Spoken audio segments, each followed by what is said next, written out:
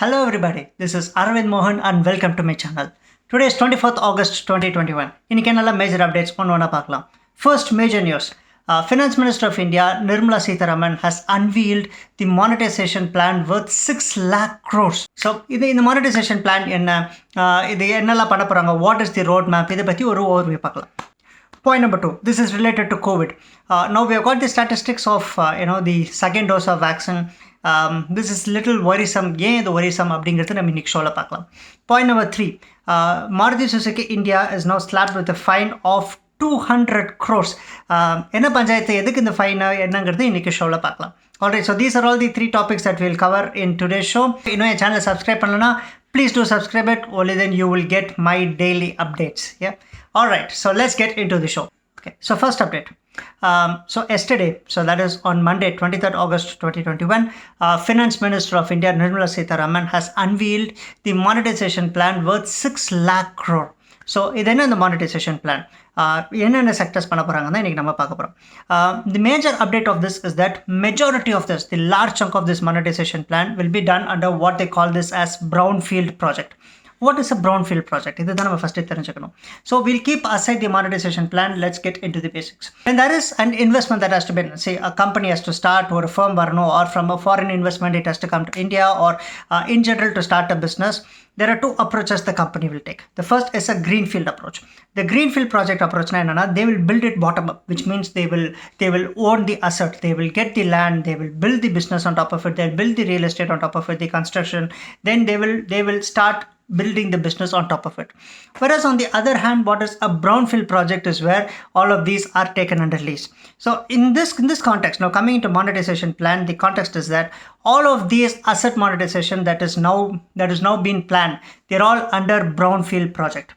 If there is a hearsay, or you read or you get to know from anybody else saying that government is selling off all their assets, no, you got it wrong. Please check the facts again. The first thing is that the government is not selling off all their assets. They are only monetizing it. They are monetizing it through the means of this brownfield project. The ownership of all of this asset will still remain with the government.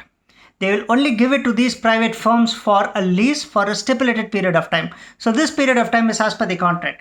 And end of the contract period, this will be returned back to the government. So there is no major selling of assets. It's only a lease form, and it is as per the contract. So this is our first 2 things are with rails and roads. In fact, close to 45% of the overall monetization plan comes from rails and roads. First, road. With respect to roadways, close to 1.6 lakh crore will be monetized. In fact, the report says that close to 25,000 kilometers of roadways will be used for this monetization. With respect to railways, so railways is the second major contributor for monetization, close to 1.5 lakh crores. Enala panna poranga railways la, close to 600 railway stations, 75 passenger trains, some of the iconic railway route, the Konkani Coast Railway route or the Nilgiri Railway route. So there are some iconic railway routes. A lot of these are planned for monetization. So this will also compute to a huge number. Okay, இதை தவிர வேற என்னெல்லாம் monetize பண்ண போறாங்க? Power transmission and distribution unit, telecom, for example, the state run BSNL இருக்கலாம். So all of these related to telecom, mining, warehouse majorly if you see Food Corporation of India, FCI and CWC, these are all something that they will use for monetization. Natural gas pipeline, aviation, they would use sports. For example, in the south, if you see Vavasi Port at Thuthukudi, it is also part of the monetization plan. The stadiums, for example, the most popular stadium in New Delhi, the Jawaharlal Nehru Stadium, all of these will also be used under monetization. So in general, it is spread across. So all put together, it is a huge plan for 6 lakh crores. Overall, if you see, it is a roadmap that goes over 4 years.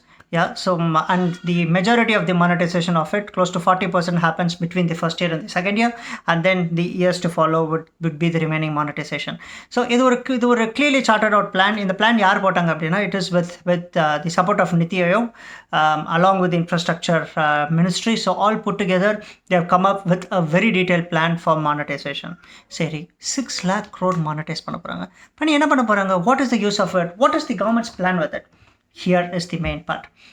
இந்த பட்ஜெட்லேயே முன்னாடி சொல்லியிருந்தாங்க, there is a huge national infrastructure pipeline. So this particular project, this national infrastructure pipeline would come somewhere around 100 lakh crores. So in the huge project, they will use this monetization money that has come as an input for the infrastructure development of the country. So that is the whole idea.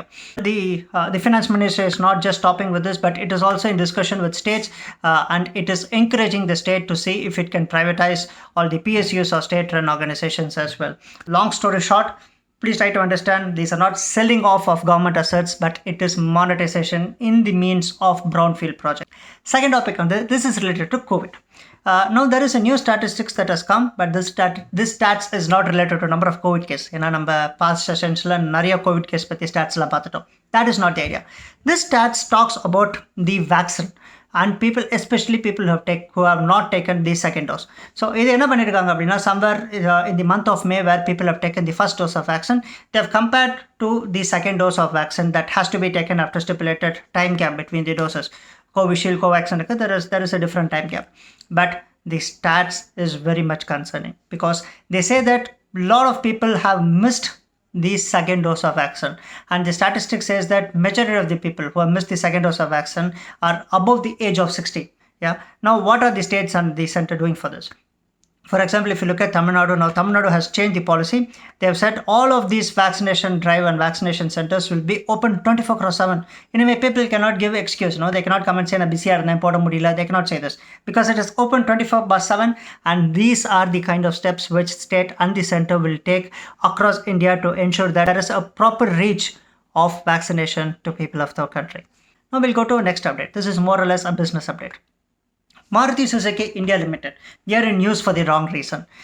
Competition Commission of India has fined Maruti Suzuki for close to 200 crores. 200 crores fine. Maruti Suzuki enna pannaanga? First, the Competition Commission of India na enna? What is this Competition Commission? This was set up in 2009 majorly to ensure that the Competition Act of 2002 is been properly followed. இது வந்து majorly to avoid any abuse of monopoly, or where it is the competition is not under the fair ground, to avoid any irregularities. இந்த மாதிரி இதெல்லாம் overlook பண்றதுக்கு this commission has been set up. Now what did they find out with Maruti Suzuki India Limited? This is a very interesting and a long story, but I'll try to make it very short, make it very simple. Today, if you look at it, Maruti Suzuki India Limited, the largest automobile manufacturer of India, so they have distributors across the country. The clear direction has been set by Maruti Suzuki India Limited to not to give any additional discount or any additional favors for the end customer. If at all it has been found that any of the dealers in India had given any additional discount apart from what is already agreed with Maruti Suzuki India Limited, or even if there is a freebie, or if there is an additional support given to the customer in terms of price, then these dealers were penalized. All of these dealers, whoever has not followed this, they were given a huge fine. I think based on number of occurrences of such complaints, the fine amount keeps increasing, and this does not stop only with the dealers, but also it goes till the employee who is responsible for the sale. For example, sales manager or showroom la irukravanga, so all of them were also penalized. Idukku in fact the most interesting part of it is, how did Maruti Suzuki monitor it? They say that Maruti Suzuki India Limited, they had set up what they call this as mystery survey agency. So they will come and just as regular customer mari vande, they'll talk to the dealer and see what additional discount a dealer can give, and if it is found that the dealer has given an additional discount apart from what is already agreed with Maruti Suzuki India Limited, then this fine was levied. The legal department of Maruti Suzuki India Limited is looking into the matter, and they will come back with a detailed report. All right, so this is all we have for today. Have a nice day. Hope you enjoyed the show. Pudichirundha, give a thumbs up to it. If there's any other topic that you want me to talk about, then leave it in the comment. I will read it and ensure that I take care of it in the upcoming sessions. All right, so thanks a lot. Have a nice day. Cheers. See you. Love you all. Bye bye.